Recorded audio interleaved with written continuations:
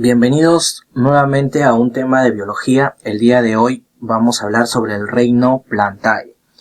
Quien les habla es el profesor Edwin Paucar Montenegro. ¿Cuáles son las características de este reino? Bueno, sabemos que este reino Plantae abarca todos los organismos denominados plantas. ¿Cuáles son esas características de las plantas? Bueno, la primera, que están formados por células eucariotas multicelulares. Esto quiere decir que va a haber demasiadas células y estas al agruparse van a formar los tejidos y órganos definitivos de cada planta. Todas son autótrofas fotosintéticas. ¿Qué quiere decir esto? Que al ser autótrofas fabrican su propio alimento a través de un metabolismo llamado fotosíntesis, que lo único que va a hacer es captar la energía solar, combinarlo con los nutrientes del suelo y agrupando al dióxido de carbono va a formar lo que sería glucosa y lo va a almacenar a través de su forma conocida como el almidón. Esta energía es importante obviamente para los seres humanos y para todos los animales que se alimentan de las plantas. Sus células poseen una pared celular compuesta de celulosa. Importante, porque la pared celular, tanto para bacterias, para hongos y para plantas, su pared celular contiene una sustancia totalmente diferente. Y en este caso de las plantas es la celulosa. Ahí tenemos, por ejemplo, una célula vegetal. Lo almacenan, como decíamos, en su forma de almidón. Y a través de la fotosíntesis va a poder fabricar glucosa y lo almacena en almidón. ¿En dónde? En los tallos, raíces, semillas y hojas.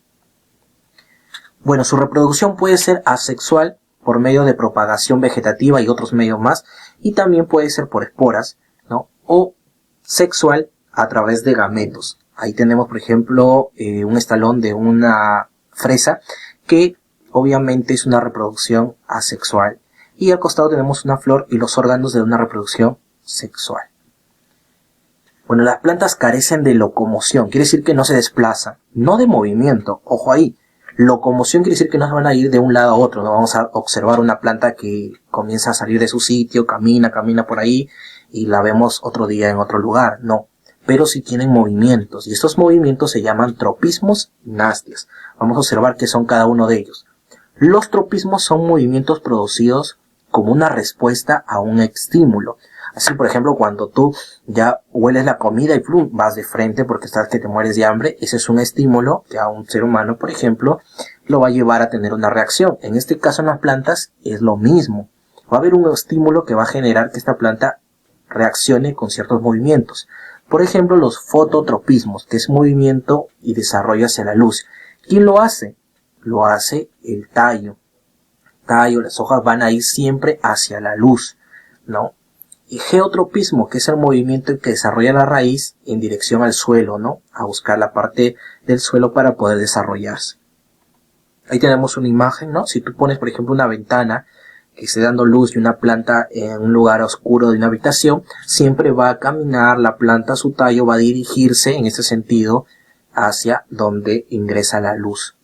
Las nástias vueltas son movimientos que no siguen la dirección de un estímulo.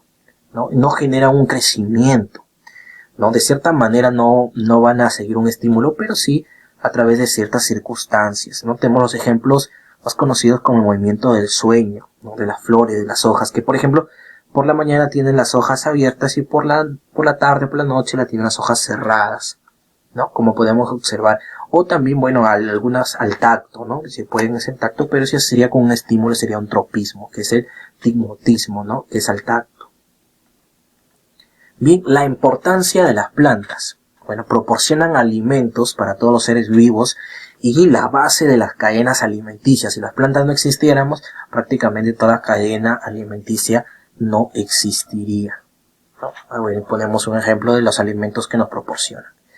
Gracias a la fotosíntesis que realizan, también liberan oxígeno al medio ambiente, importante para la respiración de los seres humanos y de otros seres vivos. Son fuentes de materia prima como de madera, resina, sustancias medicinales, y con ella también es posible elaborar muebles, papel, pinturas y medicamentos, Tenemos un ejemplo de algunos medicamentos. y también protegen al suelo de la erosión y son fuentes de leña, la cual sirve como combustible, ¿no? Ahí podemos ver en la imagen la leña. ¿Cuál es la clasificación de las plantas, su taxonomía vegetal? Bueno, se clasifican en dos grandes grupos, las plantas sin semillas, lógicamente más adelante vienen las plantas con semillas, en este caso se llaman criptógamas, y tenemos dos tipos de criptógamas, las criptógamas avasculares. Importante aquí, ¿por qué se le dice avasculares? Porque no presentan xilema ni floema. ¿Y qué son esos? Bueno, son tejidos conductores, no van a presentar estos tejidos conductores que van a llevar las sustancias desde una parte de la planta hacia otra. No los presenta, aparte de que no presenta semillas. ¿Quiénes están aquí? La división briófita, conocida como los musgos y hepáticas, ¿no? Que son plantas de pequeño porte que viven en zonas húmedas y su cuerpo está dividido en rizoide, que vendría a ser como las raíces, cauloide, que vendría a ser como el tallo, y filoide, que vendría a ser como las hojas, ¿no? Pero no tienen esta misma composición. Aquí tenemos un ejemplo, ¿no? Tenemos los musgos y tenemos las hepáticas por este lado. ¿Qué más tenemos? A las criptógamas vasculares. Estas sí presentan xilema y floema, que son vasos conductores, pero no presentan semillas, siguen en el grupo que no tienen semillas. Aquí tenemos a las pteridófitas, conocidas como helechos, que son plantas de mayor estatura y poseen raíz, tallo, hojas. Crecen en lugares húmedos, ¿no? Como tú puedes ver, mira, ahí tenemos lo que sería un helecho, como es el ejemplo, sus raíces, ya presenta raíces, tallo con sus verdaderos nombres, y su reproducción es a través de esporas, ¿no? Plantas con semillas, fanerogamas o espermatofitas, es el nombre que reciben este segundo grupo, y son plantas vasculares, es decir, que poseen xilema y floema, y son plantas que son mucho más evolucionadas, por lo tanto presentan semillas. Se dividen en dos grupos también, gimnospermas y angiospermas, que veremos a continuación. Las gimnospermas, estas plantas no producen verdaderas flores, por lo tanto no producen frutos. Bien, sus órganos sexuales se denominan conos o estrobilos, ¿no? Conos masculino, estróbilo femenino. Los óvulos y semillas se desarrollan al descubierto, por eso también se les llama plantas con semillas desnudas, porque están descubiertas. Bien, tienen un tamaño arbóreo, en este caso parecen un gran tamaño, son plantas como árboles. Ahí tenemos, por ejemplo, en la imagen, los conos, ¿no? Algunos le llaman como las piñas del pino, y son prácticamente sus semillas. Tenemos, por ejemplo, ahí un ejemplo que es una secuoya gigante que se encuentra en California, ¿no? La división angiosperma. Estas plantas sí forman flores y frutos, y los óvulos están protegidos por un ovario y las semillas por el fruto. Por eso se le dice que son semillas cubiertas, ¿no? Protegidas.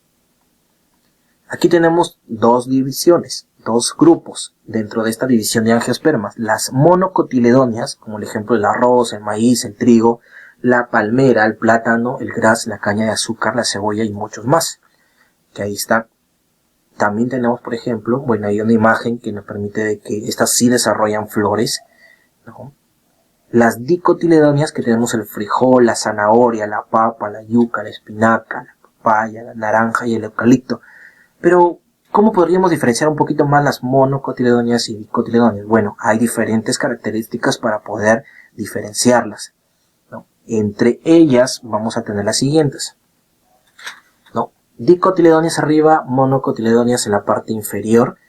Por ejemplo, en su embrión, lo que conocemos en la parte de la semilla, la primera parte de la estructura de la semilla tiene dos cotiledones, ¿no? Que son esta parte donde se almacenan sustancias. En cambio, las monocotiledóneas solamente presenta uno. Por ahí viene su nombre de dicotiledóneas, de tener dos, y monocotiledóneas, de tener una, ¿no? Entre sus hojas, bueno, las dicotiledóneas tienen nervaduras ramificadas, sus hojas. En cambio, las monocotiledóneas, la gran mayoría, tienen nervadura paralela, ¿no? Otra característica, por ejemplo, en las pisas florales, ¿no? Tienen entre 5 a 4 normalmente flores. En cambio, las monocotiledóneas tienen de 3 o múltiplos de 3. Bien, eso sería la primera parte o la parte básica de lo que sería el reino de las plantas. Hay mucha más diversidad que lo vamos a poder ver en videos que más adelante estaré subiendo. Muchísimas gracias.